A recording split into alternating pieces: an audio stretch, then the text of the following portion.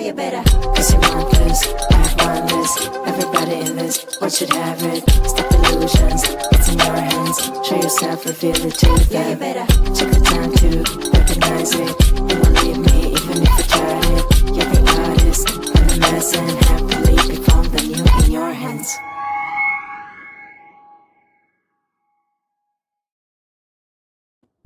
Woo!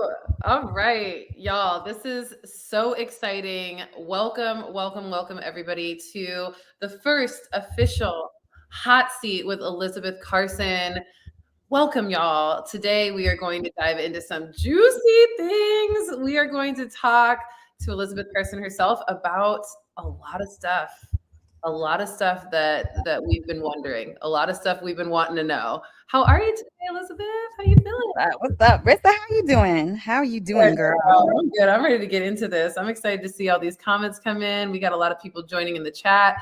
Y'all, everybody who's joining right now in the chat, let us know where you're here from, where you're tuning in from. Let me know how excited you are.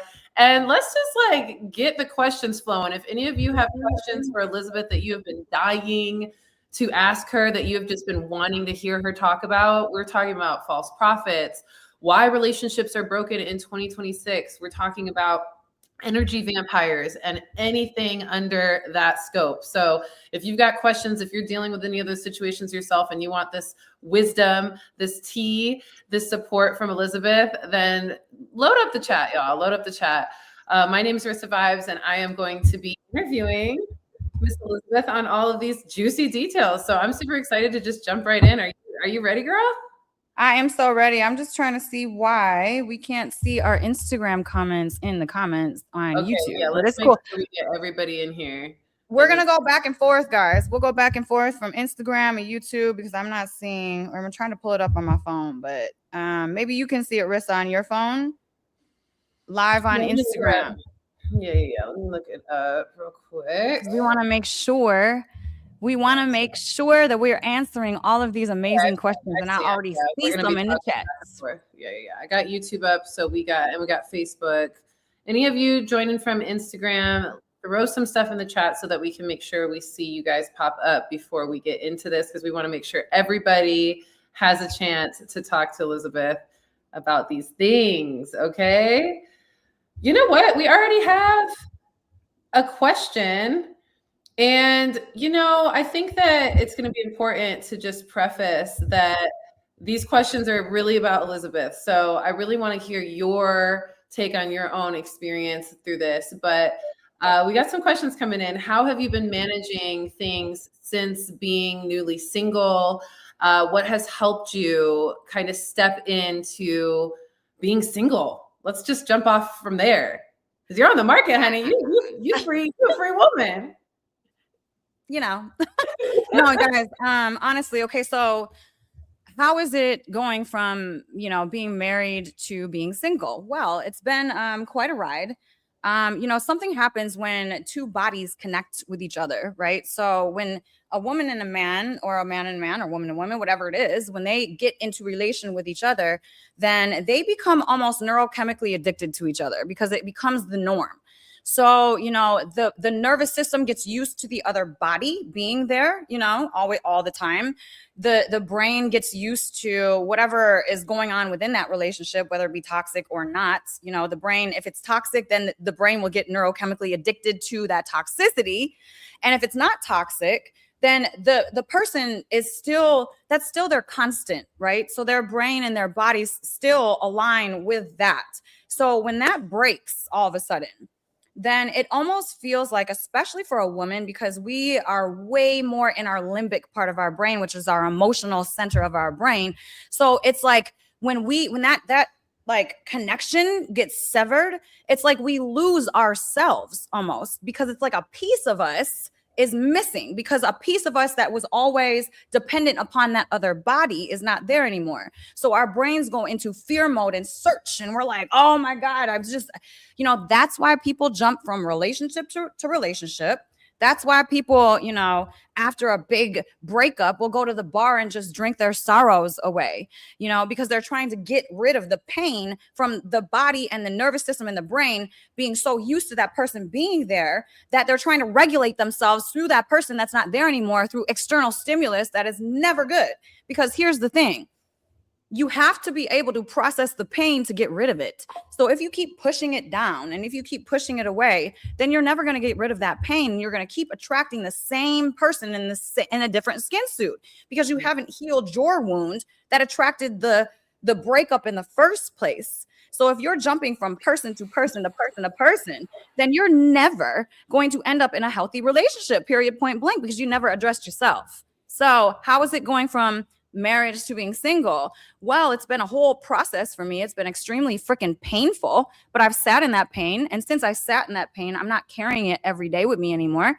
And I feel extremely light, extremely present, extremely free, and just in alignment. So I would say I feel amazing. How long did it take you to get there? To feel like this? Well, I mean, it's not really how long. It's like, you know, feelings will always come up. So, you know, after everything first happened, it was like I was in shock. Okay. So I lost like 20 pounds immediately. I didn't eat for like 2 weeks. I forgot, you know, that's how much in shock I was. It wasn't like none of my regular functions were working. I was just like completely in fear shock mode. And so, I mean, I was extremely dysregulated for quite a long time. And it got easier for me as I sat in the pain and kind of shifted my reticular activating system, which filters your reality, into gratitude, which was work every day. But for me, it was probably after about 3-4 months that I started to feel like I could do it, you know, and I started to feel like things lightened a little bit. But see, the thing about me that's probably different from a lot of others out there is that I know what to do when your nervous system gets hit with a huge amount of trauma. So it was like I was using my modalities and I was like, you know, going into my modalities and I was not allowing myself to stay in victim mentality or stay negative because I know what that does to your brain. So I was not allowing myself to do that. But I mean, I'm still having emotions about that whole situation, but it's not as front forward anymore. It's literally, you know, it'll come in waves, and grief does that, guys. It comes in waves. So sometimes you'll be walking around perfectly fine in a day, and then all of a sudden, smack, boom, you get hit with a memory or a smell that it makes you remember, and then boom, those emotions come out. You know, you feel them. So I mean, I would just say for people that are trying to, you know, move through breakups or get over somebody, I mean, just keep on, you know, kind of shifting energy as those feelings come up, and allow yourself to feel the feelings. Don't push them away, but then don't grasp them either, because then you're never letting go. So anytime that my exes come up in my head, I'll cut cords, you know, send love, cut cord. Like literally, I picture a cord going from my third eye to their third eye, and I'm literally, I'm cutting the cord every time they come into my consciousness. Love, cord. I love this. I love this. We're getting so many compliments, so much support, just people so happy to hear that you're at peace and that you're feeling yourself and that you've healed from that. And there's a lot of people also I want to take into consideration too. Like most people meet you now and have no idea what you've been through. Right. And so tell me like a little bit about who you were before when you were in your container relationship wise, and then who you are now, like what's changed. And I'm even seeing some people in here, like what's changed? What did what have you learned? Have any beliefs changed? So like, who are you before and who are you now? So I would say that, before, I don't think I was ever fully stepping into my full power. So I was kind of allowing or just pouring my power into everybody else. And I thought that I was being honorable and being a good person and being spiritual and a teacher, and I thought I was doing the honorable thing by literally just giving and giving and giving and giving and building and just like building the dream and building the dream and building the business and building the business and just never really doing my own stuff. It was always kind of like, the lift for them. So it was like I was kind of not in alignment. Now, I was still in my healing stuff. You know, I've been doing this healing work for like 2 decades. So it was very unconscious of me. You know, I didn't realize any of this until this past year, that I was kind of just pouring my power into everybody else. And so I guess I was still a very strong, empowered woman, still aligned. I got away from my, you know, connection with God for quite a while. And I did a whole entire live about that, because that was, you know, that was a whole thing. So, I mean, I guess I was a little bit, I was standing on a shaky foundation, I would say, before. I was still powerful, like rowing. The foundation was still like a yacht, you know what I'm saying? But the yacht might have had a couple holes in it. So, It was an older yacht, did a little repair. You know, it needed some repairs. And then who am I now? Well, who am I now? I would say I'm the ocean that's holding the yacht, you know? I mean, I literally feel like that situation kind of pushed me into my purpose and forced me to step into my power for the first time in my life. And I'm talking full power. I mean, I was in power throughout my life, but full power, because I had to pour into myself. And I realized through this that being selfish is the greatest gift that you can give to the world, because the more selfish you are in pouring into you, taking care of you, and making sure that you are good, the more you can give to the world. I love that. And when you were talking about kind of like what you've learned and how you've grown, and even just pouring yourself into so many other people, I feel like there's a lot of people that have that, especially women. You know, I think that we are wired to nurture and support. And so sometimes we have a hard time discerning when it's nurturance and when it's overkill or overdrive. So tell me a little bit about, like, how can we tell if we're over giving versus giving from an aligned space? I would say, I mean, we have gotten so disconnected from the way that we feel. So we can't even feel our bodies anymore, but our bodies are our intuition.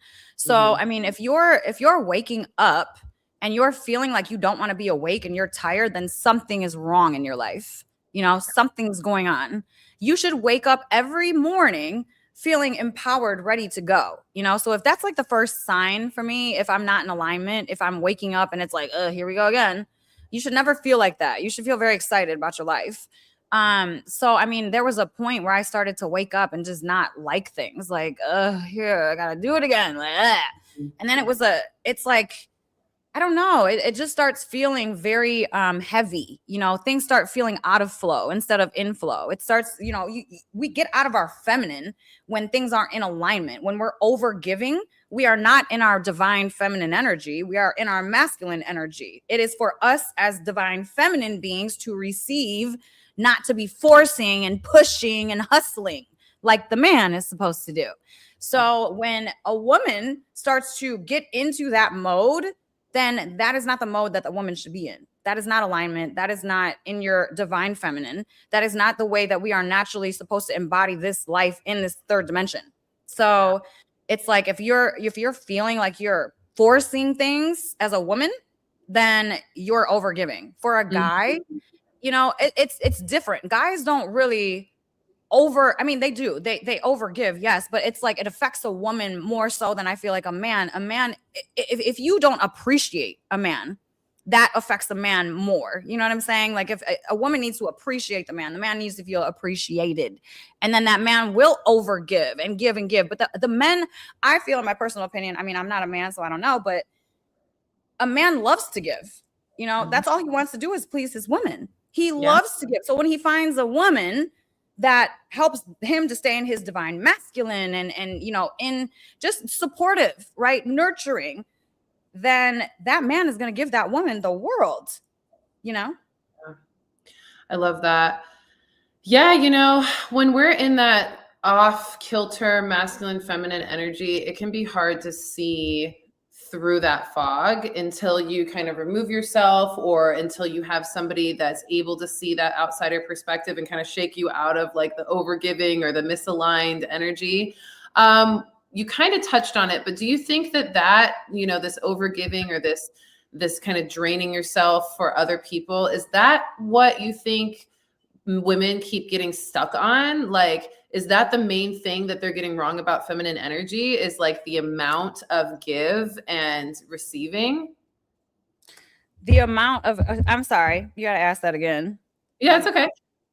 Do you feel like that's the main thing that women are getting wrong about feminine energy, that they get that keeps them stuck, is that giving too much, over nurturing, or do you think it's something else? Well, I think that women have it wrong. Like we're supposed to be supportive and appreciative, and we're supposed to receive. You know, the masculine is the giving, the woman is the receiver. So, Okay. you know, it's gotten twisted, I feel like, because now when we receive, a lot of women feel very guilty for receiving. So that a lot of women want to do, which is not in our natural energy. We need to be, you know, goddesses. Like we receive in every way. Look at, I mean, this is everywhere. Male feminine dynamics are literally everywhere in the whole world. I mean, look at this lip gloss. Male, female, you know, it's this goes in this. We are the receiver. This is the enterer, the provider, right? Yeah. So I feel like we have gotten so far away from our masculine feminine energies, and that's, you know, caused a whole bunch of rifts in the world. Yeah, I love that. I mean, what do you think about nurturance though? Nurturance is giving, right? So where does that come into play as a woman?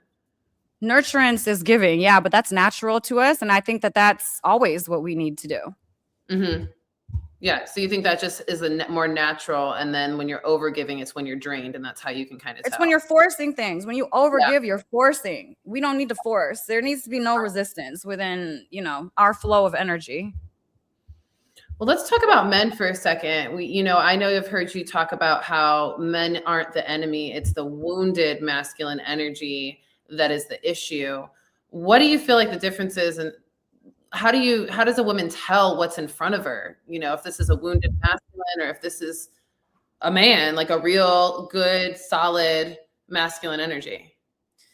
I feel like if a woman can feel safe automatically around a man, then that man is probably in his masculine energy. There are certain guys that I feel very safe around, and there are certain guys that I feel a lot of anxiety around.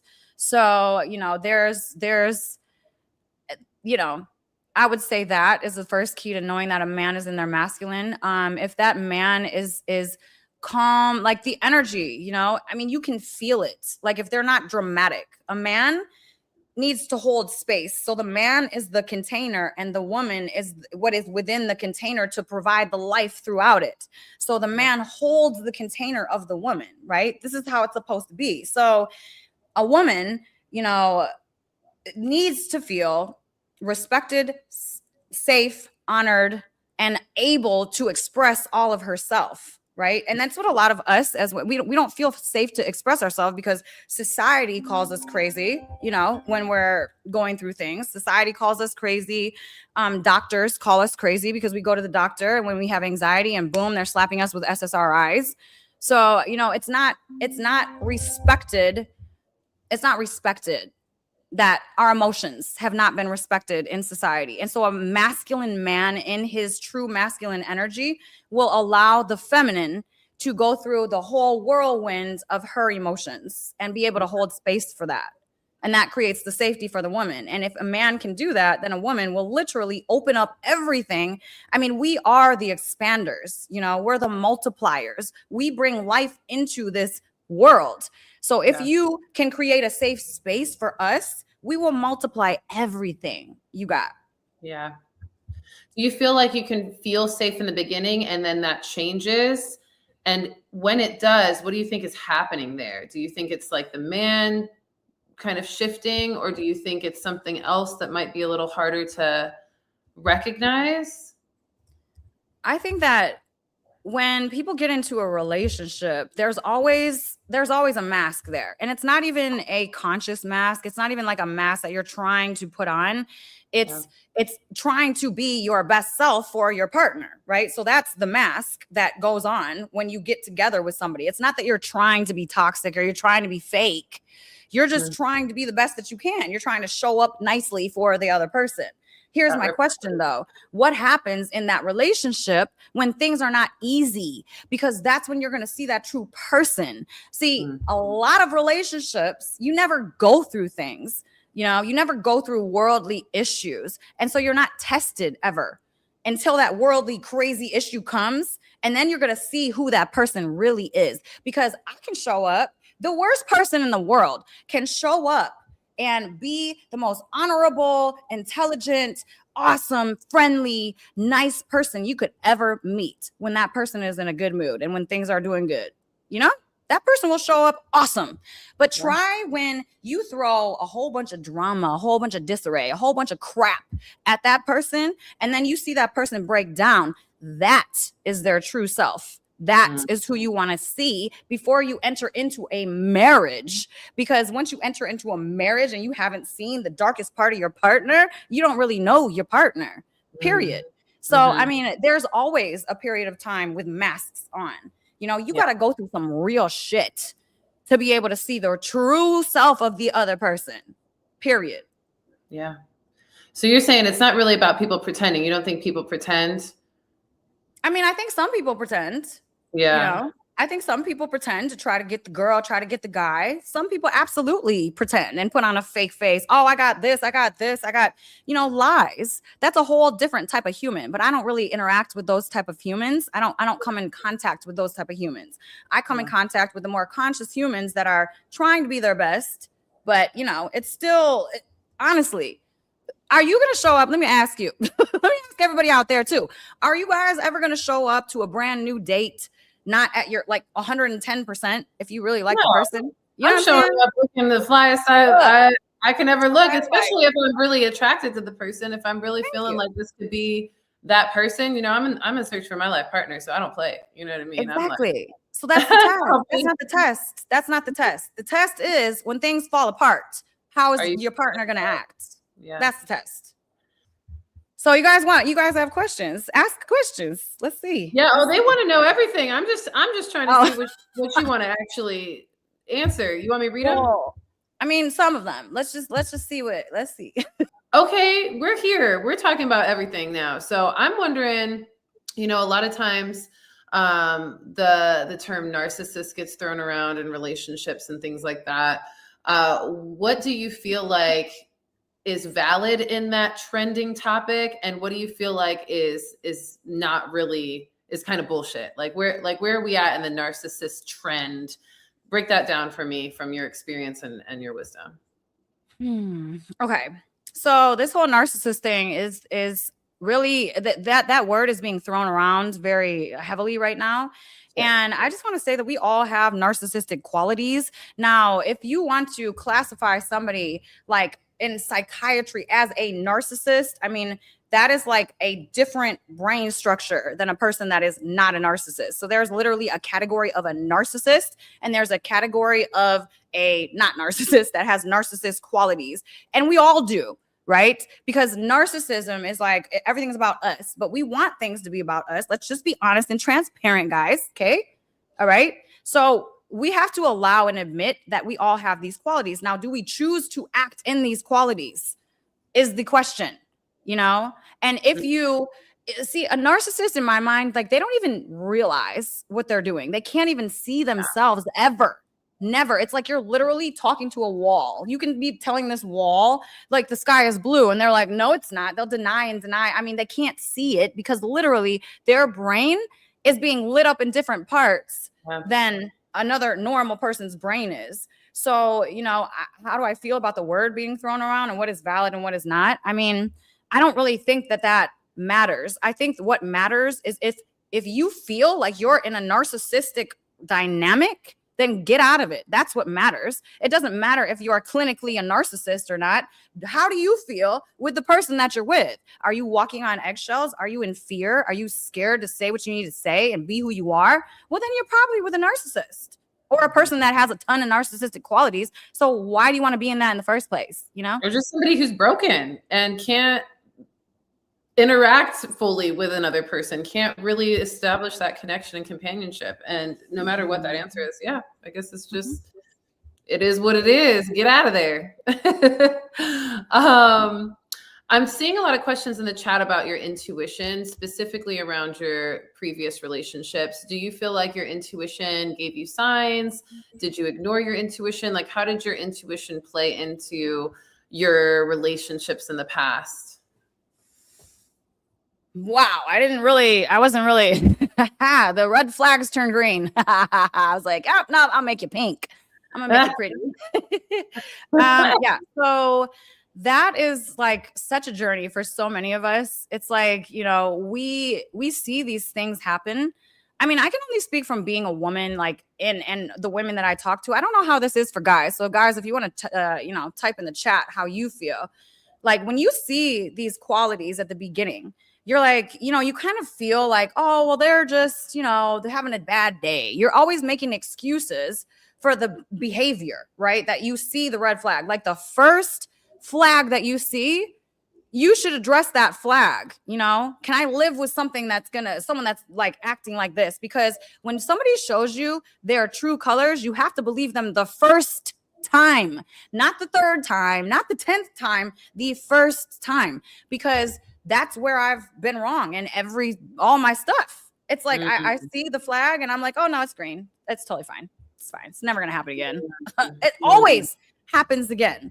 You know, we got to stop making excuses for bad behavior. The bad behavior is just what it is. So either you accept the bad behavior and you work with that and accept the person exactly who they are along with the bad behavior, or you don't. So it's like, do you choose that or do you not? It's not, oh, I think I can change them. Oh, they'll never do that again. Oh my God, it's just a bad day. It's not that ever. It's who they are when things are hard. Can you accept that or not is the question. So, I mean, my intuition with relationships has not been my strong suit. But what I do know is that going through so many, and this not like so many relationships, but being in different types of relationships, I've learned so much about different dynamics of who the person is, you know? And it's like every single relationship that I've had, when I break up with the person or when it falls apart, I take space and time to address myself, to grow every time. I'm not the person to jump from one stick to another. You're never going to see me do that. I won't do that because I'm not about to attract the same person in a different skin suit. Ew. I don't ever want to go through the drama again of crazy breakups. That's like the worst. So I'm going to change my energy. I'm going to change who I am so that I can attract better.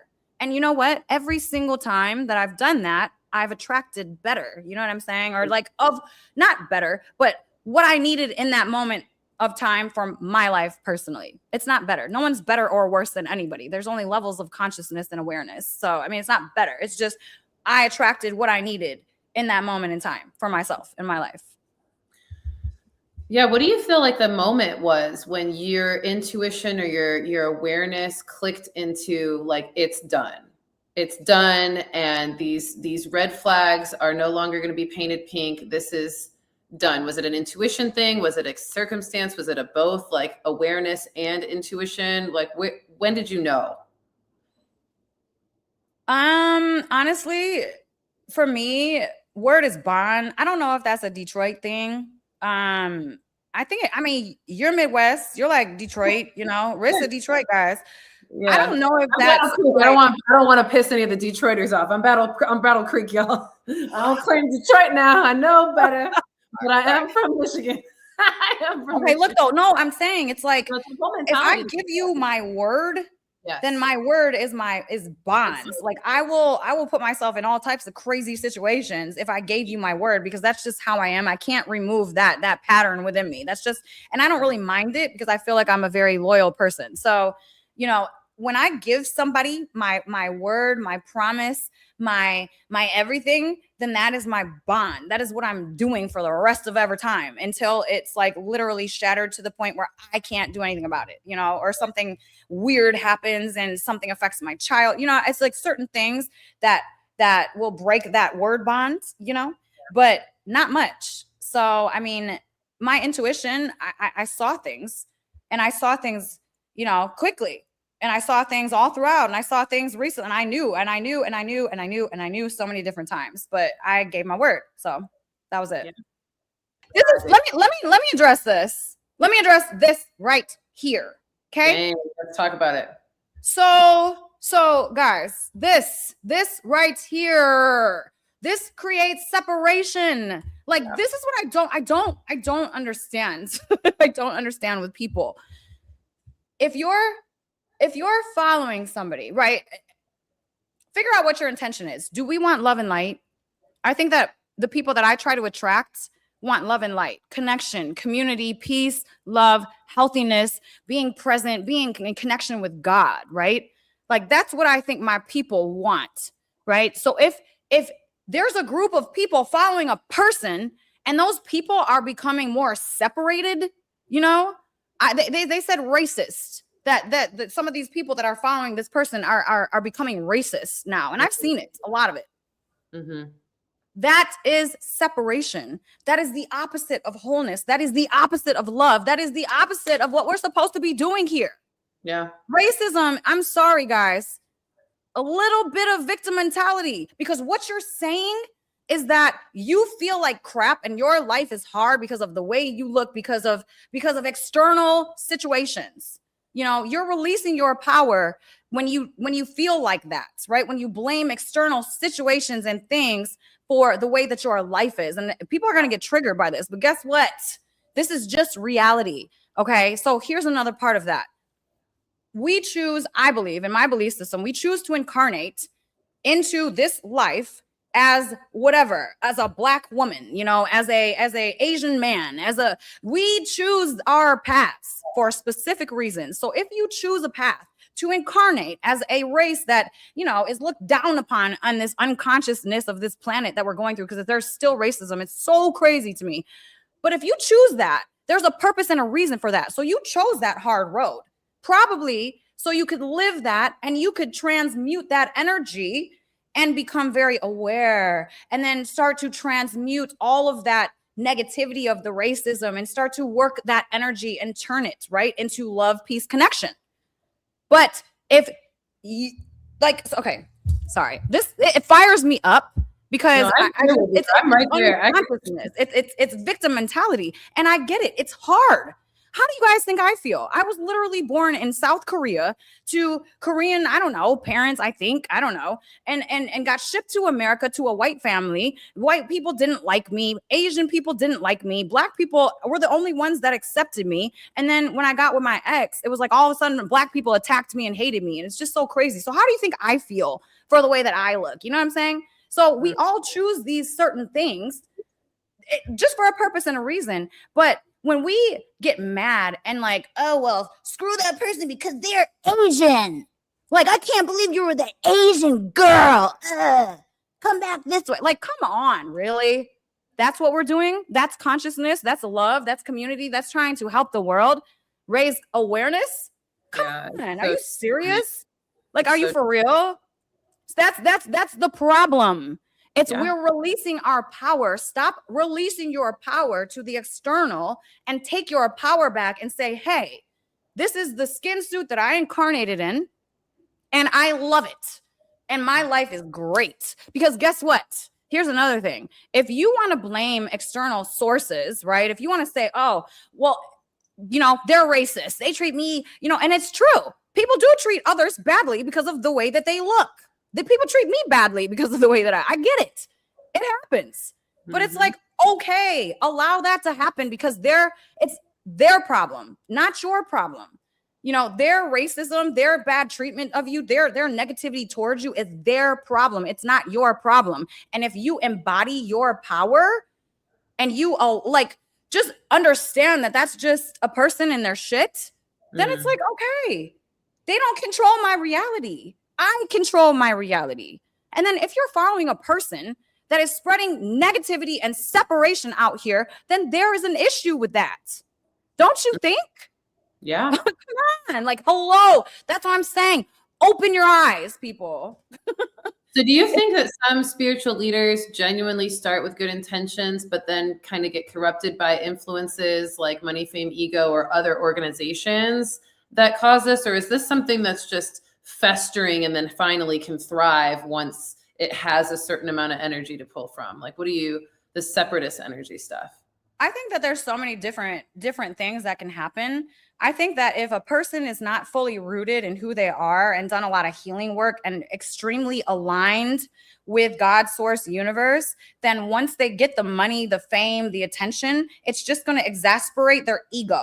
So they're going to go more into their ego, right? And I've seen it happen. It's like the fakeness, the falseness, the people out here pretend like they got so much money but are in millions of dollars of debt and literally just like check to check, but in like $100,000 way every month. Like instead of like a a couple thousand, it's like a $200,000 like way, but it's literally in and then out and in and then out. So it's not actual wealth. It's not even freaking real. You know what I'm saying? I know a lot of people that live like that. That's not authentic. That's not real. That's false. And I'm sorry, I forgot the question. Oh, that was good. I mean, it's about, are they genuinely, do they have good intentions or do they become corrupted? Okay. So let me finish. Okay. So I clicked back on, girl. Sorry, I went like. Okay. Okay.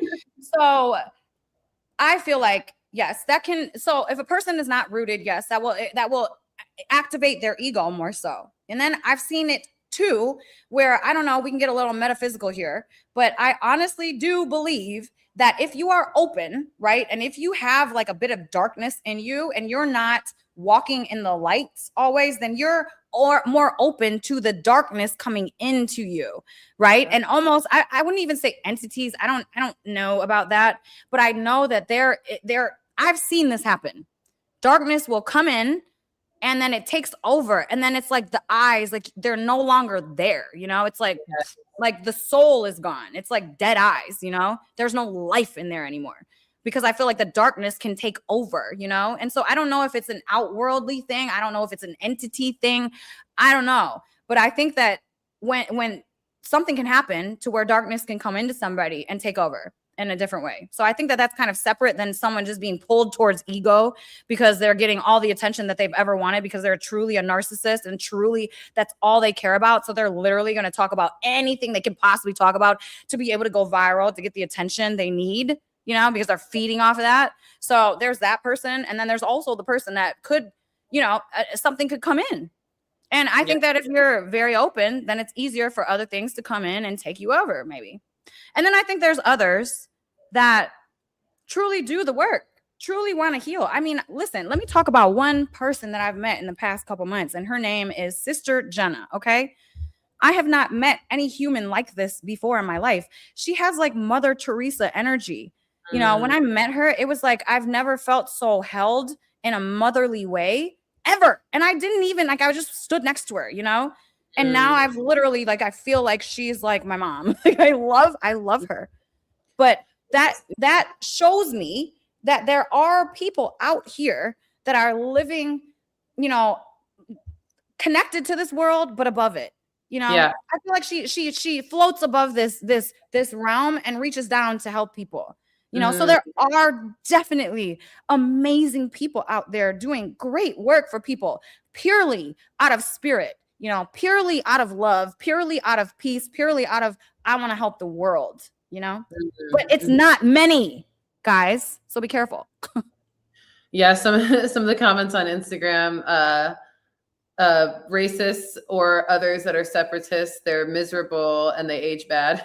They age bad. Yeah. Cause they don't got no life force, man. They've been draining themselves. So funny. Okay, question then with that topic. How can someone out there, because I feel like this is such a thing with these spiritual leaders, we're seeing this, we've seen a lot of this exposure. How can someone tell the difference between a true spiritual teacher and someone who's performing, somebody charismatic performing? How do we tell the difference? Honestly, guys, I think that it's at your level of awareness. Like for me, where I'm at now, I can see so much more. But I don't know, 3 years ago, I couldn't see this much.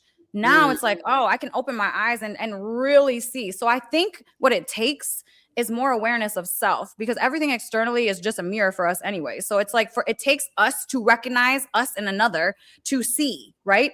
So the better that we know ourselves, the more that we understand who we are, the more we're able to see others for who they really are, right? So it's like, I would tell people, you know, if you're following somebody, if you love their information and you feel good after you leave them, you don't feel like, and then I want people to be very aware when I say feel good, because feel good could also be cortisol, adrenaline, and, you know, stress hormones wanting to activate you because you're addicted to your own fight or flight, because that can happen too. We can get addicted to our own stress hormones and then subconsciously look for drama to be able to activate those hormones. So I would become very aware after you finish watching somebody and see how you feel on the inside, not activated as in fight or flight activated, but do I feel good? Do I feel light?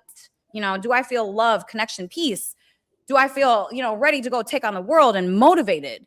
You know, how do you feel after someone is speaking to you, teaching to you? You know, that person is probably in resonance with you where you're at, whether they be false or not.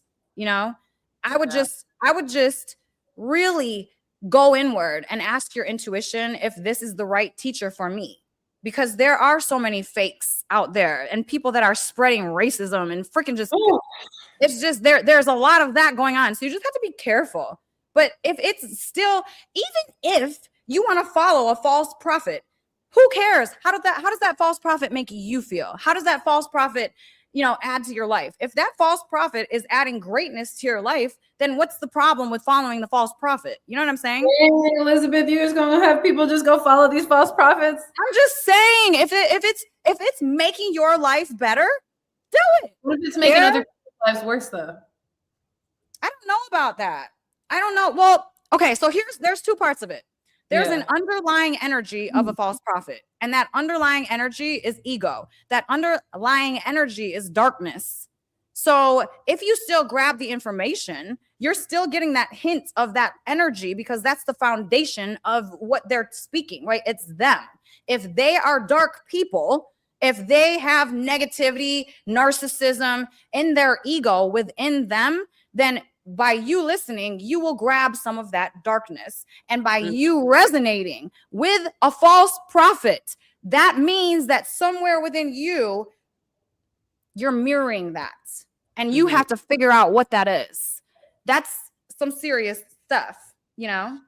Like, figure out why you resonated with that false prophet for so long. I mean, I you know? You know, I hear you. I mean, I'm a big intuition girly. I'm a big like metaphysics, and the frequency and momentum leads you somewhere. And so I can see that. I can see how if you follow a false prophet, if you are conscious, you will eventually recognize the bullshit, because you'll see what attracted you to it, and you'll also excavate the bullshit out of you. So it does end up long-term working out. But dang, that in between though, it's just like, then you just in this fog with this false prophet for how long, you know? Jeez. Yeah, it's interesting. What are y'all thinking? Okay, how do you know who's a false prophet? We just talked about it. You know, the people that are not making you feel good. You know what? You know, it's darkness. Yeah, break it down more. The resonance. It's the resonance, guys. It's the resonance. Everything externally, everybody externally is only a mirror to where you're at. So look at, I mean, your relationship. If you are in a relationship, that is the best way to see where you're at consciously, because it's like you're mirroring. You attract what you are, not what you want. So if you're resonating with someone that's false and an ego and just a fake narcissistic crazy person, then there's something of that within you that likes it, that needs to heal it, that's jealous of it. There's something within you that's resonating with that. So it's like, it's really both responsibilities. I mean, the false prophet shouldn't be a false prophet. That sucks. Like, you know, you're just a bad person. Like, that's whack. But it's like, we have to become so aware and so conscious that we can see that we can see that the mirror and, like, you know, immediately point it out. I mean, I have gotten so conscious and aware now that I can point it out immediately. I can look in someone's eyes and be like, ooh, they're not there, you know, like immediately. But before I couldn't. So it's about awareness of self. So the more aware you get with yourself, the more that you will understand who you're listening to, who you're resonating with. But I feel like also it's a journey for everybody. So in some points of people's lives, they're going to resonate with different types of information. Just like in your life and my life, I've resonated with different types of information, different people, and at every life moment is something different. So it's not for us to even feel bad or guilty or shameful or even try to bring people down. It's just like, what is this moment doing for me? And how am I moving in this moment? Am I moving in light or am I moving in darkness? It really just comes down to that. And at the end of the day, yes, there's tons of false prophets out there. But do you resonate? Are you getting something from the information? Because you can still get some information, some great information from that falsehood, I mean, you can still learn. Maybe it's for you to learn false information so you can go, fall on your ass and then heal from that. I don't know. I really feel like there's always a divine purpose and reason for everything. Always. Yeah, the chat is lighting up. Following a false prophet makes you a fool. Please don't be a fool. I also got, not everyone has the knowledge, wisdom, and understanding to break away from a false prophet. Mm-hmm. Yeah. You can see it in the eyes for sure. Another one, discernment is key. Those who seem to seek attention and money first, not elevating all men and women, no matter their skin tone, but aren't true, genuine. That's at the top level of authenticity. Yeah, 100%, y'all. So what do you think is the biggest red flag that people ignore because they want someone to be their teacher? Like, what's like the biggest red flag that people ignore when they're like, ooh, I want to work with this person, I'm so excited, and they just totally ignore a red flag just because they want that cloud. I mean, it's like you really have to ask yourself why, like for what purpose and reason. And I mean, I don't know, because flags, I mean, you have to do your research. A lot of people, they don't do their research. I mean, there's so much discoverable information on the internet. It's like, guys, people are too lazy to do their research. I mean, I get questions all day still asking me things, and it's like everything is public. So why don't you guys just do the research? I mean, that's very simple. So if you're questioning a teacher, then do a background check on them, see if their like life through a background check resonates with what you want to learn. You know what I'm saying? Like, do your research on people, look at testimonials, look at the people that they've worked with before. Are they better? Is their lives better? You know what I'm saying? Are they growing? Are they elevating? Are they expanding? Or are they just going broke from paying the false teacher? Like, is anyone ever getting healing rich? Are these things actually happening in your life? Or are you just throwing money into a trash can? Right. Yeah, a lot of people, we got a lot of red flags on here. Popularity, a big red flag people are ignoring. Getting recognized by someone you idolize creates an easy way to ignore red flags. What's another one somebody else said? Lack of self-respect and discernment is a good one. I like that one. That's like when you see the teacher not taking care of themselves and having a lack of self-respect and a lack of discernment themselves, you should already know it is.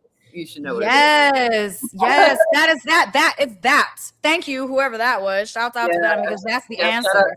Are they living the life that you want to live? Are they walking in the truth that you want to be your truth?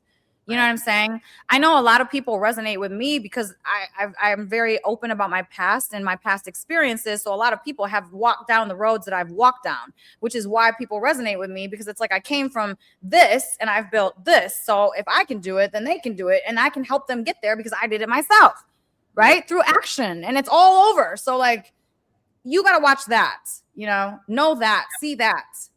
And then also kind of be careful because, the false prophet thing, there's a whole bunch of fake things, and people just, kind of throw things around fakely that they don't actually own or, have. And then just, it's fake. So you got to be careful too.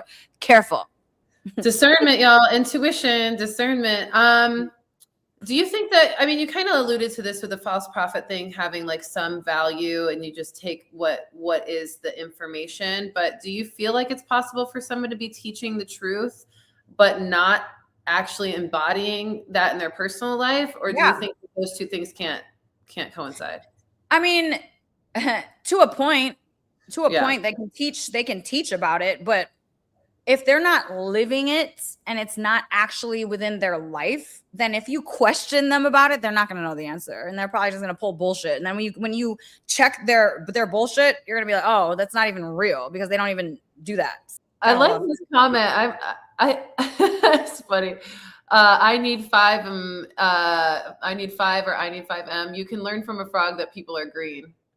I don't know why that's funny. It's kind of like, I had to think about that one, but that's funny. Let's see. Aaliyah, first off, no one should follow anyone blindly to a T. Leave what resonates, or take what resonates and leave the rest. If you don't trust yourself, you don't have to follow someone else so closely. If you trust yourself, you don't have to follow someone else so closely. Yeah. True. So Love true. That. So true. It's okay. I walk in light, guys. I walk in light. I try to be my highest self in all situations, especially after the drama happened, because I don't want to be in darkness. I want my true want for me in this life, my true purpose, my true freaking feeling is I want to bring people together. I want people to discover the power that they have within themselves to create whatever reality it is that they want. We all have that within us. We have gotten away from our own power. We have forgotten how powerful we are. That's what I want to do in life. That is my goal. That's my mission, like that's what's important to me. So it's like when I move and when I don't go towards the drama. That's why everybody wants me to just bleh. And you know what? I wanted to for a second, but it's like, that's not of my highest good. That's not of my highest self. That's not walking in the light. I don't want to bring people down. I don't want to be attached to darkness, to negativity, to drama. I'm over that. Like, what is the point of that? Yeah. So my goal out here is to spread love and light, not to go into drama, not to go in to try to make somebody look bad and tear them down and tear down their empire I just am not like that. I don't want to, because what is the point? If my purpose and intention is to spread love and light and bring people together and help awaken the power behind people, inside people, then why am I going to go into darkness of drama? Why am I going to fall down that negative path and just, respond to all the bull crap that people have been coming at me for? Why? That's not my purpose. That's not my intention. That's not who I am. I do everything daily, so that I can show up as who I say I am, which is a woman who is aligned, embodied, and in her power every single day. And so I do what I have to do, all my therapies, all my biohacks, everything, all of it. I do all of that so I can show up as who I say I am. Now, if I don't, and I go into some drama and I go into, let me just expose people and just make people look bad and just do it. Duh. If I go into that, that is not in alignment with who I am. That is like going into darkness, drama, ego, taking people down. I don't live like that. And I don't want that as a part of my life. So I'm just saying, like people, you got to understand, like, I get why, people want to know all these things and people want the nitty gritty details. And honestly, I might write a book one day, because I think my book would help a lot of women, tons of women, especially single mothers. So I probably will end up writing a book, but let me tell you, that book is not going to be full of drama. I don't think that I will ever talk about the drama. I mean, I don't think, like, that's just not who I am. I mean, I can go there. So everybody has emotions. Everybody goes like this. So, I mean, I have lived crazy lives. So I have a lot of, stuff. I've been a lot of different people in my life. You know what I'm saying? So it's like, I still have these dark parts of myself that come to the surface sometimes and make me want to act a certain way. But it's the consciousness and awareness of who we are to stop that, because we need to show up as who we say we are. And my community, the people that follow me consistently, I know who you are. You are a beautiful light worker that is trying to bring light to the planet, that is trying to transmute this negativity, this ego, this bullshit into light and love. That's who the people, because they wouldn't resonate with me if you weren't that. So it's like, I get why people want to hear the drama, why people want to hear what went down, I understand that. But I'm not going to allow myself to fall into that, because that's just not who I am. Yeah. And I don't want to spread negativity, because people will dig their own graves as well. You know what I'm saying? Like, everything in the darkness always comes to light.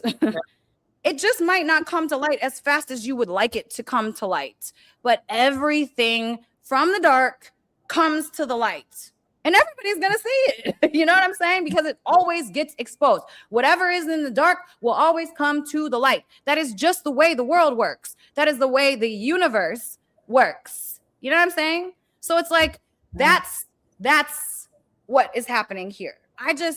My purpose and intention for all of you out there is to empower you to create your best life, to get healthy, to feel whole, and to create beauty, to literally live inside of your passion and purpose every day so we can make the world a better place. That's what I want to do. So me talking about a whole bunch of drama and like exposing things, that's not doing that intention. Mm-hmm. That's doing the opposite of that intention. That's spreading separation and darkness. Yeah. And I'm not about that. So the chat is lighting up. I'm good on the drama. So bored of human drama. We don't care for the drama.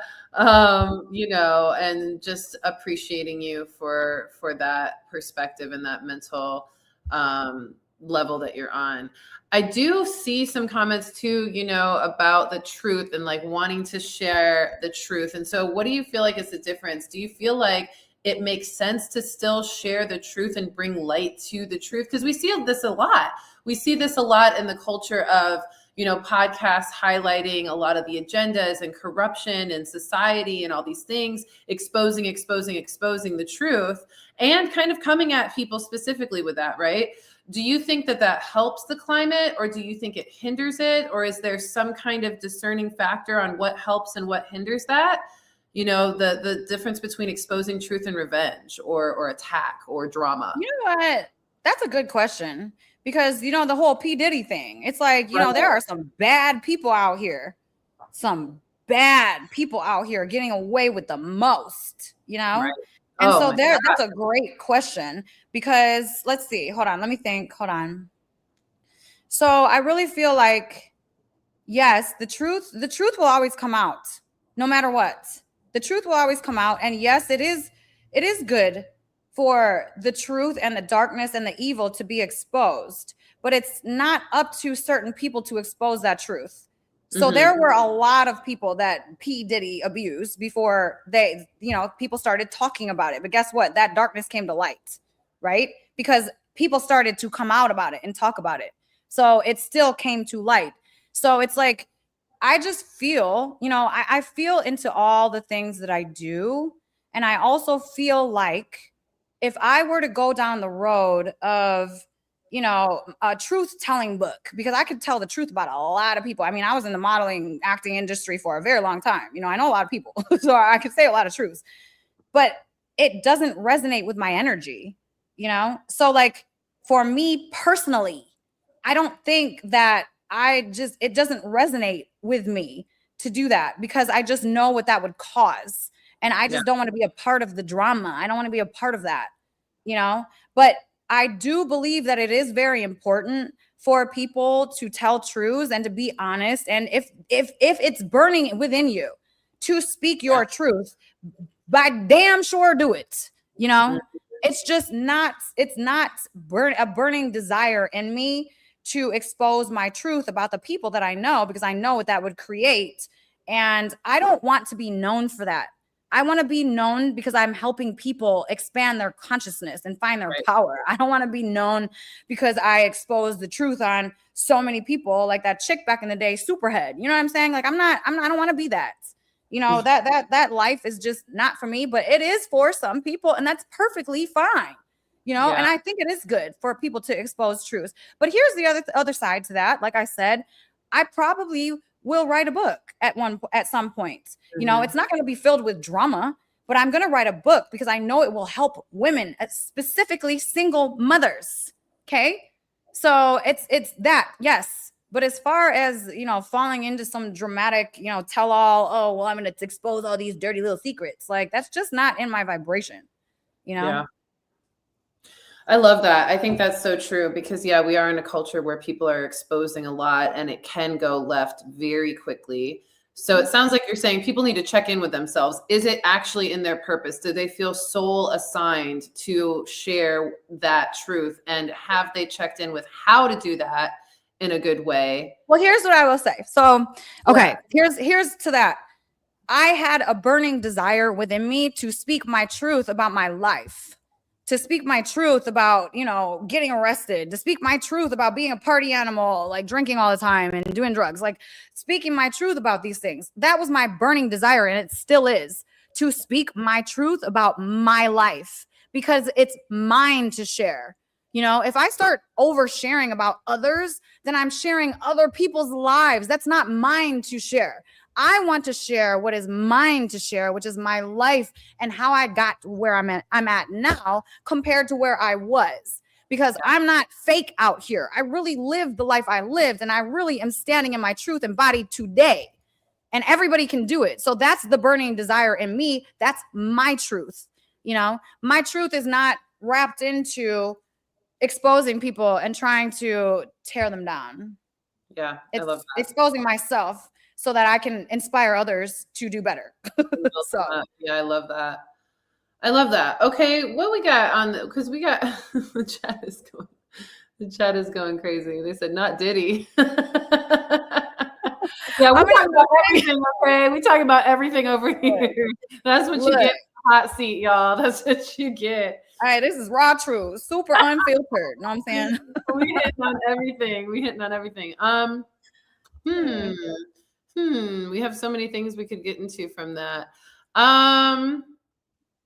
Let's talk a little bit about the energy vampire side of things, because when you talk to when I hear you talk about being empowered and building yourself back up, I think about how do we prevent people from having to build themselves back up, right? Obviously, that's a natural thing for certain, you know, experiences in our life, but a lot of times that can be avoided. So what do you think are some ways that people can avoid or protect themselves from people draining their energy, or even situations? I would say fill your cup first, so that when you're giving to others, you're giving from a full place. Never pour and give from empty, because then all that does is create resentment. You know, a lot of people, we tell ourselves this false story that if we don't show up for everything, then everything's going to fall apart. And really, that's just a false story we tell ourselves, because usually things don't really fall apart. And if they do, they were just meant to. So it's like, you know, we got to start to relax a little bit and give back to us, because a lot of the time, like I was doing, I was pouring from empty cups. I was not filling my own cup with what I needed. And I was like still helping everybody do everything and building and doing business. And I was pouring from empty. So all that did within me is create tons of resentment and like uncomfortableness. And then I eventually led to burnout. Right. So it's like, you know, you really got to fill yourself up first, so that people you're pouring from full, that you're not pouring from like nothing there. Because when you pour from nothing there, you're going to get sick, number one, because it's creating stress and inflammation in your body. Number two, you're going to create resentment for the people that you love. Number three, it's just creating like false uncomfortability within yourself. So whatever that means to everybody out there, you know, after the thing fell apart last year, I literally, I didn't know who I was, and I didn't know what I liked anymore. But I've realized since then, I love dancing. I love listening to music and dancing outside and freaking connecting to nature. That's what fills my cup. You know, my biohacks like brain training, red light therapy, journaling, that fills my cup. So figure out what for you fills your cup, so that you're able to show up fully for everything. And then that way people can't even siphon your energy, because if they try to siphon your energy, you got so much of it. It's like, oh, we'll take it then. It's fine. Yeah. Yeah. That's how I feel right now. I have so much freaking energy. It's like, shoot, like I can give energy to the world right now. Like I literally can, because I have so much, because I fill my cup. I overflow my cup. Okay, question on that. What do you think if you were to talk to somebody who is going through exactly what you went through last year, right?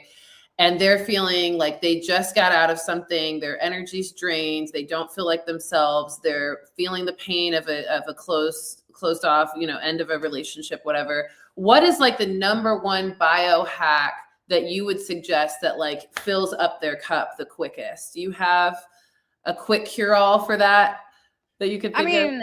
Honestly, there's no quick cure-all. I don't think, because it would be too easy if it was that. Mm-hmm. It's really about programming yourself, okay, guys, because we are literally like programmed robots. We can program ourselves. So we have a bundle of nerves at our brainstem called the reticular activating system, and that reticular activating system filters your reality down to, what you believe you are and what you think reality to be. So I knew that, okay, I knew that, number one. And I also knew that emotions live in your body for 90 seconds. So 1 minute and 30 seconds, emotion lives in your body. If your emotion lives in your body past that, that means your mind is telling your body a story to keep it there. So I knew that. Number two. Number three, I know what fires together, wires together, right? Mm. So Hebb's law, what fires together, wires together. So I didn't allow myself to spin out in negative rampages of like victimhood. I allowed myself to process anger. I allowed myself to feel pain. Every time I would feel pain, I wouldn't run from it. I would go deeper into it, like inside of the pain. I would literally go into my body and sit inside of that pain, feel it, tell myself it's okay to feel this because you just went through some crazy shit. Like you deserve to feel like this right now. And so I would hold myself for these moments. And then in knowing that what neurons that fire together, wire together, and my reticular activating system is wiring and all these things are happening, I am going to try to shift that feeling as fast as possible after I've experienced it beyond that 90 seconds. So I would allow myself to crash out for maybe like 5 minutes at a time. And then I would literally sprint outside. Like I run outside, because for me, what fills my cup is connecting to the sun, is connecting to the trees, is grounding on the earth's surface and sucking up all those beautiful negative ions. That for me fills my cup. So I would wire myself. This is literally, and guys, this is not easy, but this is literally how I wired myself to be in gratitude, love, peace, and happiness after one of the worst days of my life. Literally, it's hard because when you're crashing out, the last thing that you want to do is to go run outside and be grateful. Like your body wants to crash out. Your mind wants to continue to spin out. Wallow. But we have to. It's like break the pattern, break it. If you got to go blast some music and just dance and shake, do that. Do whatever it is that breaks the pattern of that negative spiral, because the more you allow yourself to spiral negatively beyond that 90 seconds, you're wiring that pattern in. That's going to become your norm. But what became my norm was gratitude. Oh my God, I love the sun. Oh my God, I love this tree. Oh my God, I love grounding. This grass is awesome. I just want to lay naked in the grass. Like that's what wired into me, because that's what I forced for those moments after the craziness that I experienced, So that became my norm. So after about 3-4 months, my norm became gratitude, not victimhood.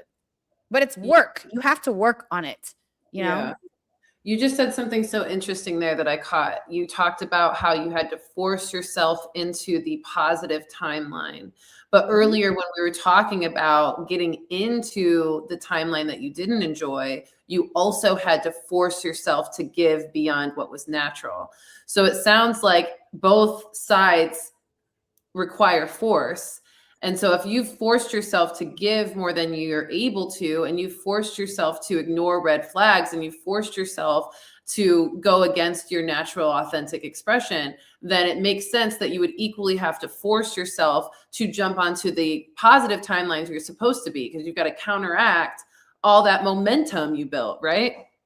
Yeah, well, here's the thing too. It's like our brains and our nervous systems are wired for danger, Yeah. to scope out danger. So we'll stay in protection, which is why negativity is our automatic, which is why seeing the negative, the fearful thing, and feeling scared and all of that is the automatic. It's like Yeah. we can change that, but it takes work because the automatic negative is what we begin with. That's our operating system to begin with. We have to upgrade it and change it. I love that.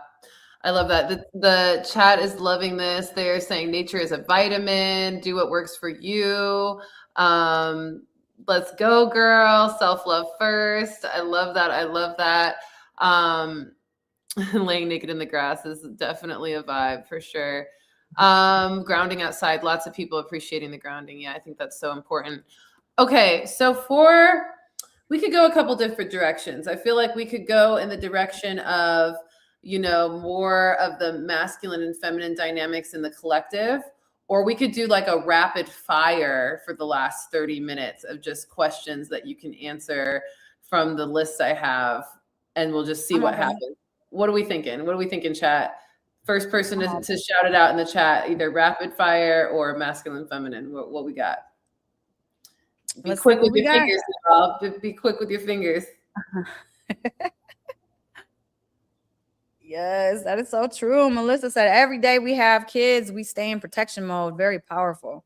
That is always an underlying thought. Always there. It's always there. They're saying rapid fire. Okay, rapid fire heard. All right, perfect. This is great.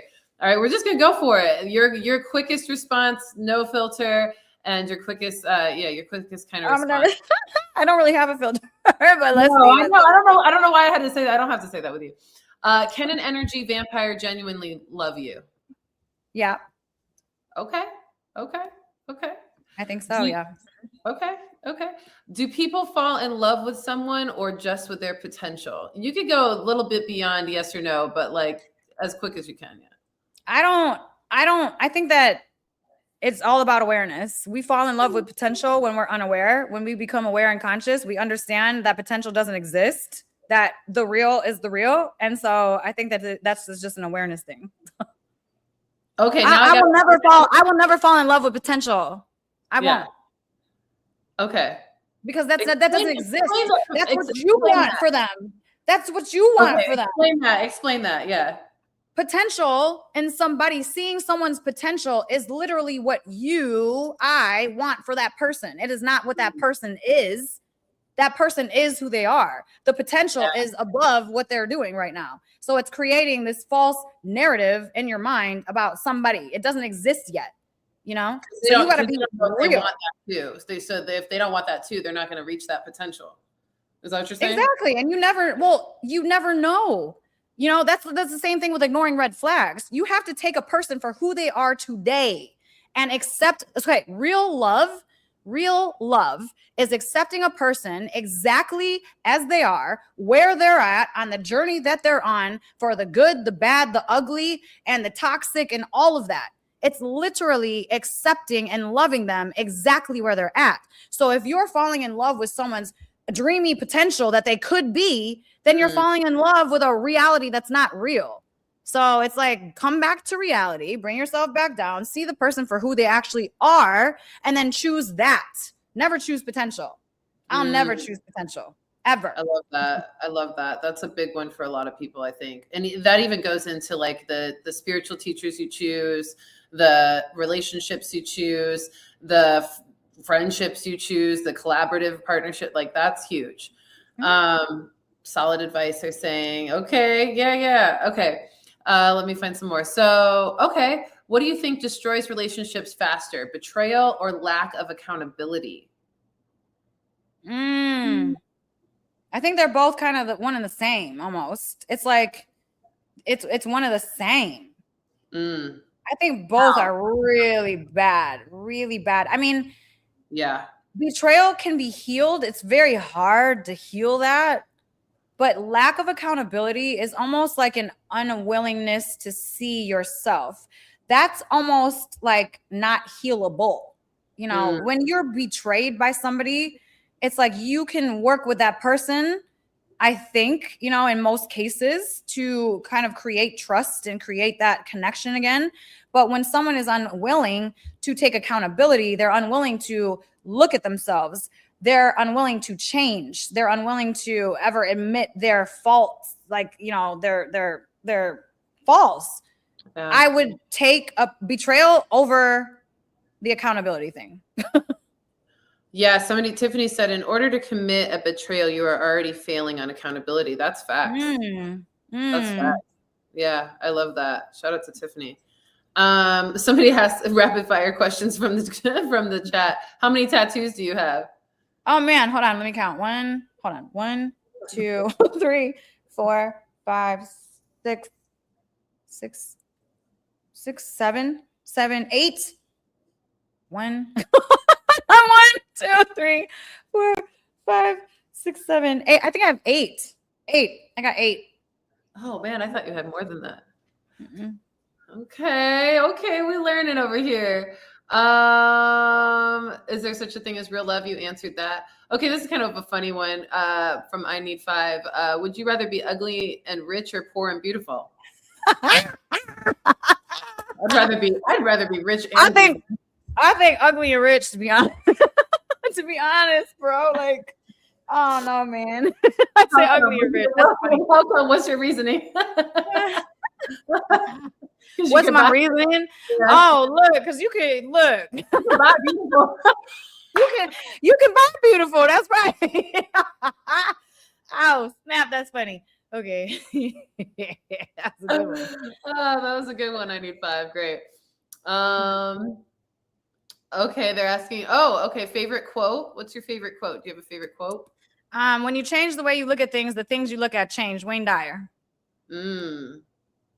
Fire. My favorite. He's my favorite. I love that. Somebody else, I Am Horrick said, when is your birthday? Are you celebrating soon or has it passed? My birthday is Valentine's Day and it's passed, but I had so much fun. Yeah. That's a cute birthday. Just Aquarius, I'm saying. Yes, Aquarius. We love the air sign, okay? I'm a Gemini, so that's why we be talking. Yes, girl, yes. Okay. Okay, another one on relationships. What happens when one person in a relationship is constantly giving energy and the other person is constantly consuming it? That would be kind of what we've been talking about. I think. Yeah, you end up depleted, burnt out, and literally like dead to the world, or like a shadow of yourself. So I would absolutely get out of that as fast as you can, because you will literally be a shadow of yourself, like a shell. So, yeah, and it's not the vibe. No. Mm-mm. Okay. Ooh. Have you ever seen people mistake chemistry for energetic compatibility? I like that one. Mistake chemistry for energetic compatibility. Chemistry for compatibility. Okay, yes. So I talk about this.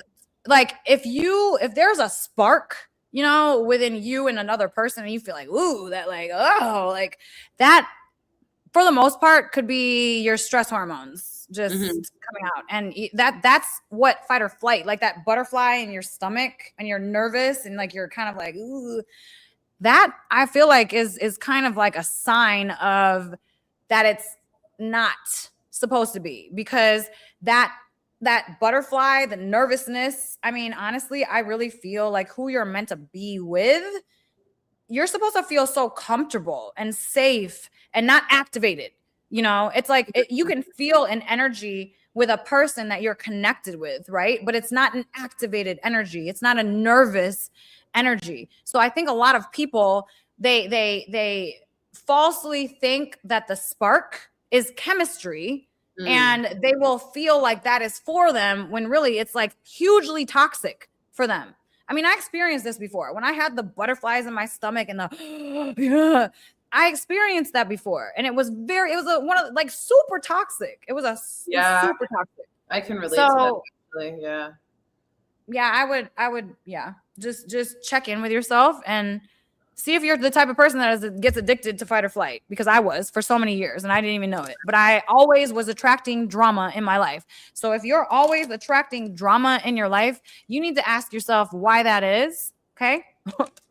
And you're probably addicted to your stress hormones. Right. And that goes back to what you're talking about in the very beginning when we're talking about women feeling safe with men or whatever, or people feeling safe with their partner. You could think that you feel safe, but you're actually just aligned to what's familiar, which is somebody commented that. So that kind of goes in alignment with what you're saying, right?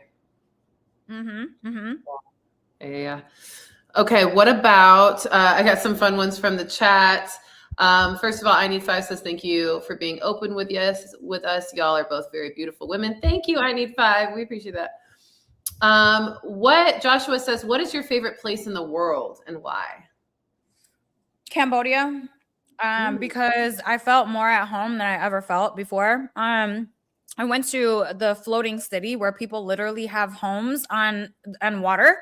And so they take boats everywhere and they fish. And it's like, when I went there, I felt more at home than I've ever felt in my life. And I was adopted. So that's really crazy. So I knew that I lived a past life there, for sure. It's like I came home. It was very, very interesting. And it was like that energy of that country, it held me, you know, it kind of really held me in a very safe, I mean, it's incredibly feminine, Cambodia. I mean, when you go to the ancient sites, interesting. I mean, it's so feminine. Even the hieroglyphs, I mean, Angkor Wat, like it's very feminine looking, very detailed. And, you know, the dancing in Cambodia, it's like, you know, they came with like, it's all fingers and like, I don't know. I just resonated with that area so much. Yeah. Yeah, that sounds amazing. Do you feel like, you said you talked about your past lives. Somebody asked you, did you see any past life memories in the pyramids or sacred sites? You just kind of talked about Cambodia, but any other past life memories have you had from visiting certain areas? And you want to share about any of that? I mean, I've done past life regressions before. I've had experiences in Egypt and in the pyramids. But I've never seen a past life from there. I have seen a past life. No, I don't give you a regression. No, look, a lot of people are like, I was a goddess and I was a pharaoh and I was Thoth and I was Isis. And I'm like, I'm not gonna claim that. So yeah, my past lives that I've seen in myself, I was like looking down and I was a dude. And I was like on some like dirt and I lived in like a mud hut, you know. Another one, I was like a hunter inside like a jungle and I was in trees like shooting bow and arrows that like kill, like I was a hunter. And then another one, I was an old woman, like I think it was Native American. And I was like the grandmother of the tribe. And it was like, I almost in that life, I consciously left instead of dying. It's like I chose that this life is now over for me and now it's time for me to get a new body, and I like left my body. So those are the memories that I have from my past lives. So yeah. I can't wait. I'm a past life regressionist, so I want to dive deep into some of those with you sometime, because yeah, there's a lot. I feel like there's a lot I could talk about that, but there are a lot of patterns of people like kind of having these really extreme past lives, which I have thoughts on. But anyway, okay, so biggest lesson learned from collaboration with brands and things like that during partnership or anything, like what's your biggest lesson from kind of combining family, branding, and partnership and business? Okay, so that was a whole bunch of questions. So what was the question? There's a whole bunch of questions in the. Ask me one at a time, and I got you. Well, this is one question. Biggest lesson learned from collaboration of brands, trust, families during marriage or partnership. So I guess. So biggest lesson learned of doing business with family. Yeah, family or partners. Yeah. Okay. The biggest lesson that I learned from doing business with a partner is that it makes things a lot harder, but a lot easier at the same time.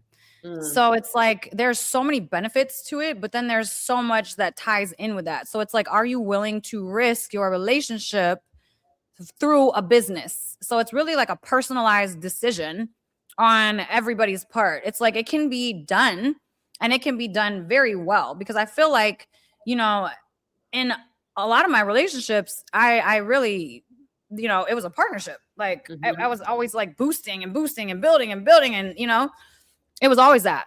So I don't really know anything else, me personally. Because when I, you know, align with somebody, when I commit to somebody, it's like I want everything for that person. And I am a multiplier. Yeah. So it's like, you know, it's a natural thing. But it's like, for me personally, I won't ever do it again. Like I've made a decision in my life right now at this point. I will never, and I'm saying never, never. I will never build up another person more so than myself ever again, ever. And honestly, I think I'm done building like up. I will nurture, you know, I will love on, I will be there for, you know, I will be in my feminine, you know what I'm saying? Like I will be the creation, the nurture, like the softness that you can come home to, but you'll never probably ever again in my life see me building another man. Sorry, that's just not going to happen ever again, ever. I think I've learned my lesson after these 39 years of life. I'll never do it again, ever. Yeah, it's a lot of energy. It's a lot of energy. Okay, what about if you could interview two people, who would you choose? That's a good one. Another person said anybody living or dead, who would you choose? So yeah. Wayne Dyer. Uh-huh. Wayne Dyer. I love Wayne Dyer. I love him. What a great, I mean, that, oh my God, like he did so much healing for me. I would say Wayne Dyer and, that's a good question. Right. I mean, I really like, I want to see these badass women out here, like really, really, really just making changes and rifts in the world. And I'm trying to think and grasp one. I mean, you got Gabby Bernstein, you have, you know, what's her name? I don't know. There's a couple, but maybe, you know, one of them. Oh, why is her name Mel Robbins? Mel Robbins. Robbins, yeah. Yeah. I love her.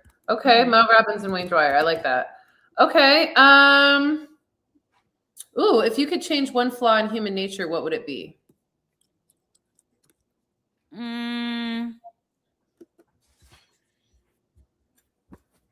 Lack of accountability. That's self-awareness. So the unconsciousness, I would change so we all had self-awareness and we could take accountability for our freaking things. Whew. Yeah. I see Tiff's question. Tiffany, I have 1, 2, 3, 4, 5, 6, 7 plants. I have 7 plants. I love my plants. I love my plants too, my babies. I don't know how many I have. I probably have about the same. Maybe 9 now. I have a lot of plants. Okay, what about what drives you to keep fighting for the truth? That's a good one. My hurt self when I was 14 and wanting to die. Being in that state of no hope and knowing how that feels. That's what keeps me going and teaching. So it's this desire to lessen the amount of people that are experiencing the same thing. Yeah, because no one gave me a roadmap. I had to figure it all out by myself. So I'm here to give people the roadmap. How'd you heal the resentment? Let me give you guys something. This is a good one. So there is something that you can do. There's an exercise that you can do to be able to forgive and let that energy finally like get out of you. Because for so many years, I could not forgive. You know, it was like, how do you let that go? I can say, people always told me the forgiveness is for you, not them. Well, duh. Like I'm trying, but I still feel angry. I still feel betrayed. I still feel pissed. I still am holding all of this resentment and I can't get rid of it. So what you want me to do? You know, that's what my thought was until I learned this. And this is so good. So basically what you do is I'm not going to walk through the exact whole thing. You can, you know, like one day I will. And I think I've spoke about this in my group coaching, but this is what you do. You basically think about the act one at a time, a memory, one at a time that you're trying to forgive. Okay. So let's say you're trying to forgive your sister for stealing your bike. Okay. So around this bike stealing, there was a lot. There was a fight with your sister before it. and then she went and stole your bike. So you have to pick out one instance. So let's say you're holding resentment against this one fight. So pick out that fight, bring that fight up in your head and literally give your sister everything that you didn't in the moment in your mind, right? So you just cuss out your sister. You let them have it. You charge that person and you light up that pathway of that memory. And you stay in that negativeness and that anger and getting it all out for like 4 minutes, like 3 minutes. Stay there for 3 minutes. Okay, very important. And then find the gift within that fight with your sister. There's always a gift. Maybe you were stronger. Maybe you're more aware. Maybe, this opened your eyes to see that your sister's really not who she said she was. I don't know. Whatever the gift is, there's always a gift in everything bad. So find the gift and then get into gratitude and then move to love. So what you're really trying to do is you're trying to light up the pathway of the memory, right? So let's say the memory is this pathway. This is lit up right now, and it's lit up with all of these negative feelings of anger, and you're getting all your anger out, and you're just letting this person have it. So this is lit up right now with anger, anger, anger.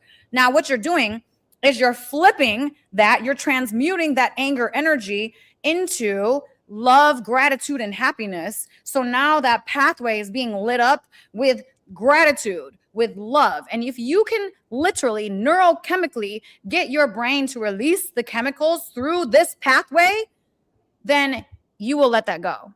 Yeah. And it's so crazy how it works, because I held on to my resentment for my whole life until recently, until I learned this. So I just gave you guys gold. Yeah, I did that with my mom, and it was powerful. You can do it with the deepest wounds too, but you have to work at it. It's literally like digging out the parts of your brain that have been settled in that resentment, and like it's like a freaking you got to dig it out. It's like a whole fossil in there. Okay, good. What about I just had it. Where'd it go?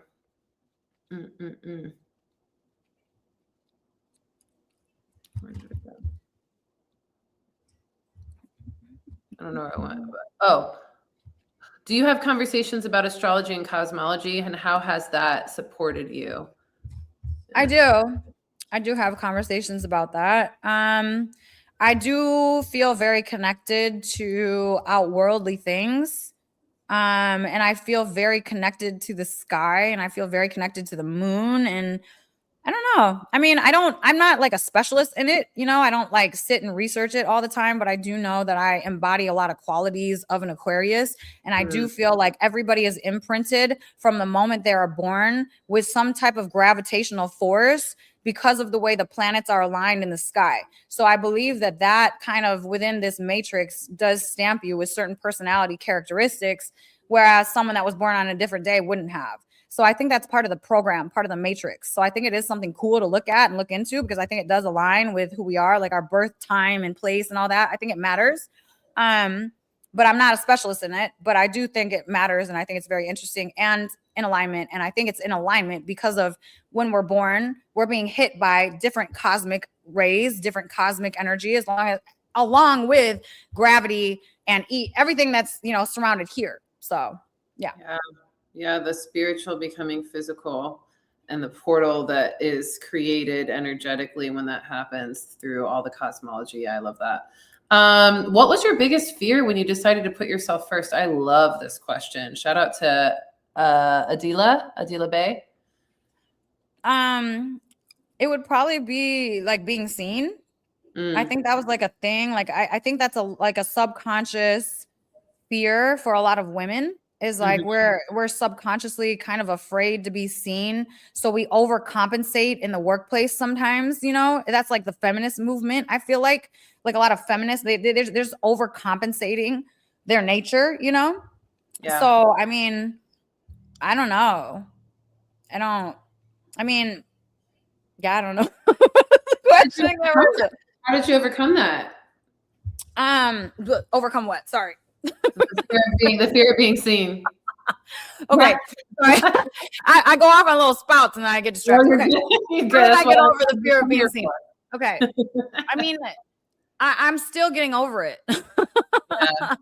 I mean, to be honest, because like I said, I've always been the support. I've always been the builder. I've never been like the buildy, like the visionary, like of the tip of the pyramid. I've never been that. So it's like now it is scary, but you got to jump over the fear fence to get to your greatness. So I am a little bit, yeah, guys, like this is like scary for me, but this is also, I go into my fear. I jump over the fear because I know that greatness is on the other side. So Yeah. I'm still living in a bit of fear from putting myself first and showing up as only me, because now when you show up as only you and it's all you and it's like looked at as you, now if you mess up, then it's all you. It's nobody else's fault. Like if you're weird, then it's all you, nobody else. If you're exposed, it's you. You're on the line, not anyone else. So it's like to show up fully like that is very, I mean, it's scary, but I honestly, this is my mission. So I'm just going to continue to do it. And I'm going to continue to do it until I feel in full comfort within that. And I think that a lot of women need to do that. Yeah. Like step into your power, step into yourself, and, kind of show up for yourself. It's like, we're always so supportive, and men too. Okay. Let me stop. Men as well. Guys are extremely supportive, So, I mean, I don't know. I just think it's more natural for a man to, be the person. Like it's easier. It's more natural because a man is a leader, like that is naturally within a man to be a leader. It's not naturally in us to be a leader, Right. So it feels a little bit subconsciously different, I think. Yeah. So it's a little harder for women, I think, personally. That's just my personal opinion. Yeah, I think just to piggyback off that, because I've experienced that a lot, I had to realize that I was being a people pleaser still in my voice and expression. Like I didn't want to say things that would rock the boat too much or that would cause people to feel away. And so I think also facing the fear of like what other people think or how other people might misunderstand you. Can you talk to me a little bit about that? Because I feel like you've had a lot of that experience of just, you're such like a firecracker. You don't have a filter. Like how did you allow yourself to eliminate any people pleasing behavior, even in you stepping in and your expressions on your own?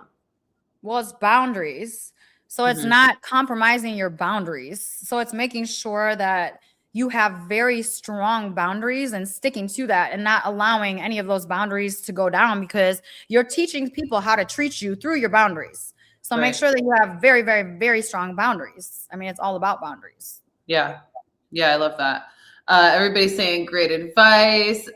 I am Horrocks says, woo, I think I'm wealthy after all that gold. Exactly. Very powerful. Speaking affirmations can help greatly.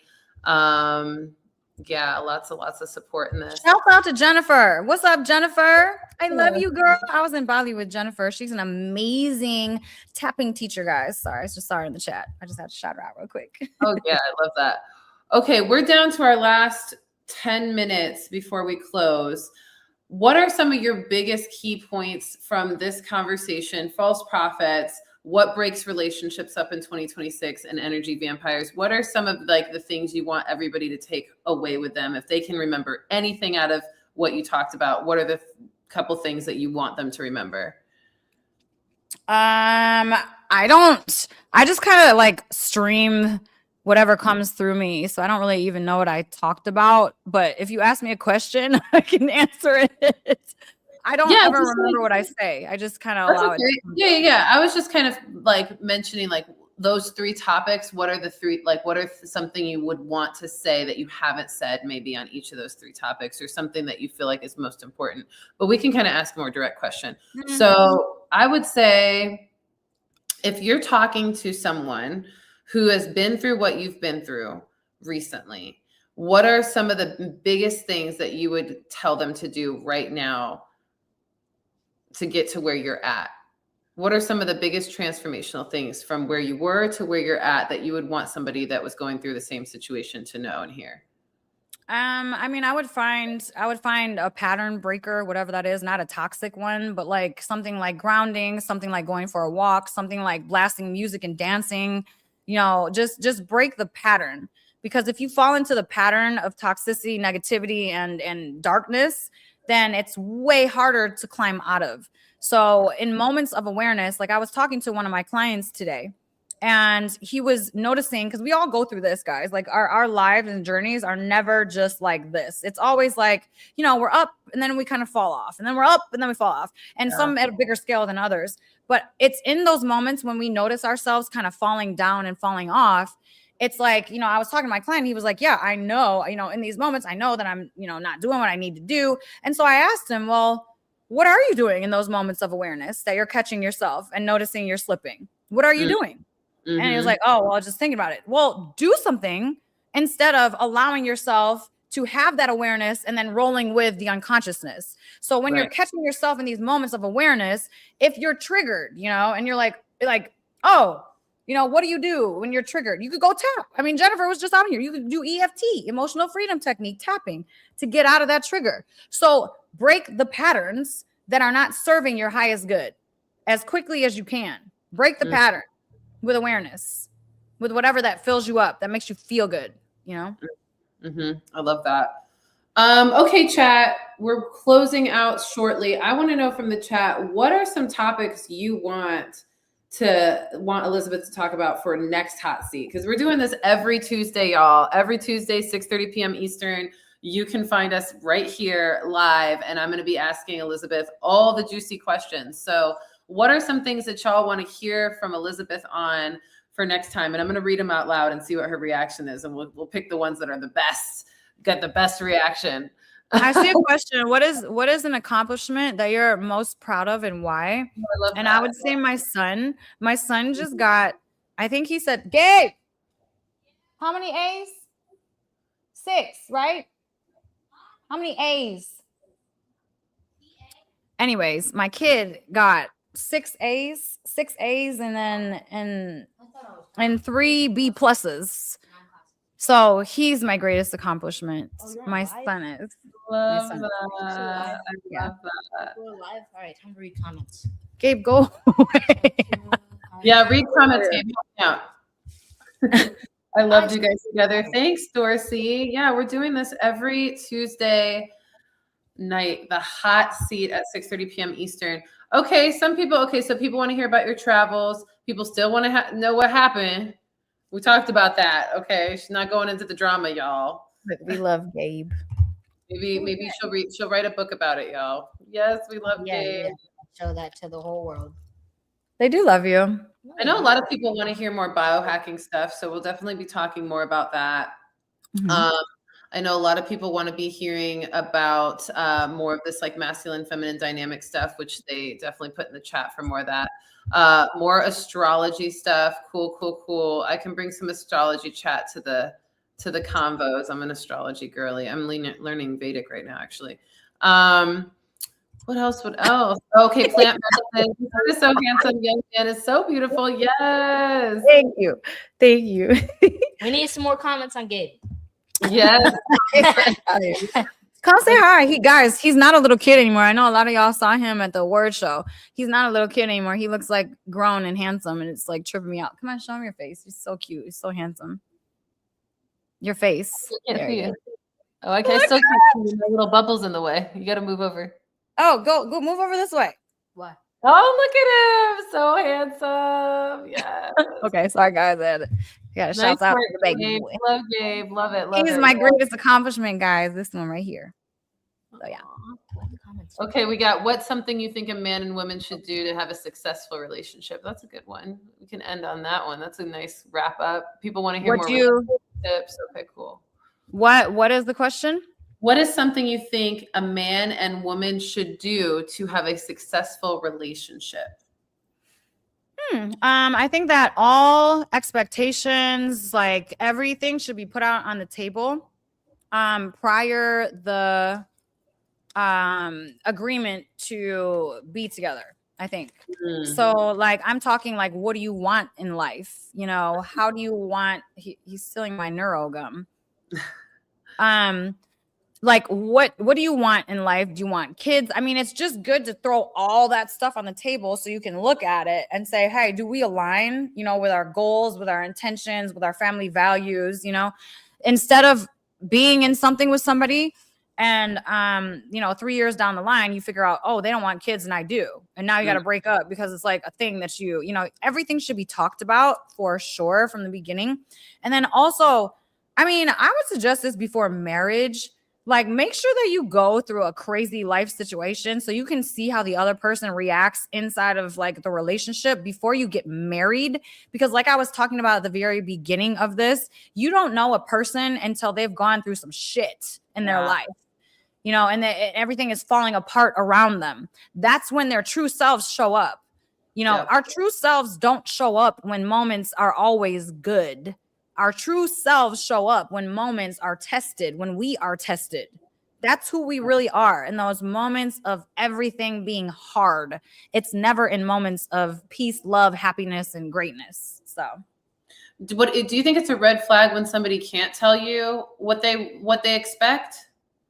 I don't necessarily. I think that person is just maybe not they don't know what they want. I don't think it's a red flag necessarily. I just think it's someone that just doesn't know what they want. And for me personally, I can't choose a person that doesn't know what they want. Just me personally. You know what I'm saying? I just had that situation recently. So I think it's, you don't know. I gotta know. If you don't know, I gotta know. Okay, because what are we doing? For a woman, women need to be led. We need to be led.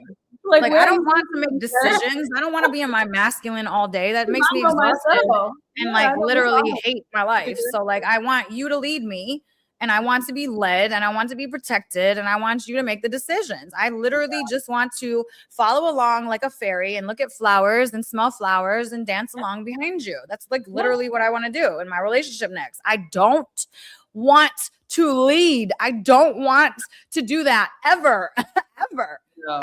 So if you're, a dude and you don't know what you want in life, it's going to be harder for you to get a woman because women love to be led, especially like a woman in her feminine needs to be led. So, yeah. Yeah, and you ain't gonna be able to lead her off a bridge now. You're gonna have to have some real direction and some solid plans that she can agree with and feel excited about. Otherwise, ain't gonna work. Okay. I feel like we did it. How do you feel? You feel complete? You got anything else you want to share, Miss Elisabeth? Girl, I'm good. I feel good. How y'all like this show? Is the show a winner? Y'all like it? Is the hot seat hot enough? We like the hot seat. Comment, put hot seat hot in the comments. Put hot in the comments if you like it and you want us to keep doing this every Tuesday. We're excited about it. Every Tuesday at 6:30 p.m. Eastern. Put hot in the chat if you like what you are experiencing with us. We like it. We like it. Awesome. Awesome. Awesome. They got the fire emojis going. We love it. Hot, hot, hot. Perfect. I've had so much fun with you, Elisabeth. This has been wonderful. I'm super grateful that we got a chance to do this and that we're going to keep doing it. We've got a lot of things we can talk about for eternity to air signs. So this is going to be great. Look, guys, Tuesdays at 6:30. And sometimes if we rolling with you, we might just even go longer. Who knows? Let's go. You know what I'm saying? And here's the thing that's cool about this. Well, Rissa's awesome. So shouts out to Rissa. Make sure y'all follow her. Okay. Rissa Vibes and Rissa Vibes Official on Instagram. Make sure y'all check her out. But what's really cool about this is that I honestly, before I do stuff like this, like when I'm on panels and when I'm being questioned, I always ask to leave and get out the way so that God, source, universe can just say, like, it can come through me, whatever needs to come through for all you out there, So it's not really me. It's literally like divine messaging that whatever I'm connected to, God, source, universe, whatever you want to call it, is what's coming through. So it's not of me, guys. It's like of some higher stuff that's literally, because that's why I don't remember what I say. It's just coming out. That's why I like this show, because it's like automatic, I don't have time to think. Yeah. And I'm an open channel. You're an open channel. I love that Tiffany said that. That's the flow. It's like just open channel, let the conversation flow. I usually put some questions up from you guys in the comments and things like that. So I want to make sure I'm also able to represent you guys and channel your thoughts and questions through. But that's what this is. This is just a flow. This is a raw, real, unfiltered, spicy convo every week that you all get to get in the hot seat. So I'm super grateful. Thank you, Elisabeth, for having me host this and ask you the questions and represent the chat. And thank you for your wisdom tonight. This has been amazing. I can't wait to do it again next week. Thanks, Pooh. Super fun. And I love you guys. Thank you for joining us. And thank you for all of your interactions. I appreciate and love every single one of you. So I appreciate it. Thank you for spending this time. And we'll see you next Tuesday because this was fun. I love it. This was so fun. I can't wait till next week. I don't know what we're going to get to. Let's go. We'll announce it, guys. We'll announce what we're talking about next week. So come with your questions because I got answers. Yes, she does. All right. All right, guys. I love you, love you, love you. Peace and love, everybody. Peace and love. Till next time. This podcast is for informational and entertainment purposes only. The views expressed are those of the hosts and guests and don't necessarily reflect those of the producers or affiliates. We do not guarantee the accuracy of the content. Please verify information and seek professional advice when needed. By listening, you agree not to hold us liable for any actions taken based on this content. Thank you for joining us on this journey. We hope you enjoy the episodes ahead. Love unlimited, feel unlimited. Thank you so much for being here with me today. If you enjoyed this episode, I invite you to stay on this journey with me. There is so much more ahead. Courses, mentoring, healing circles, retreats, safe spaces to heal and grow. Make sure you subscribe, follow, and stay connected. We are not alone. In this journey, we're on it together.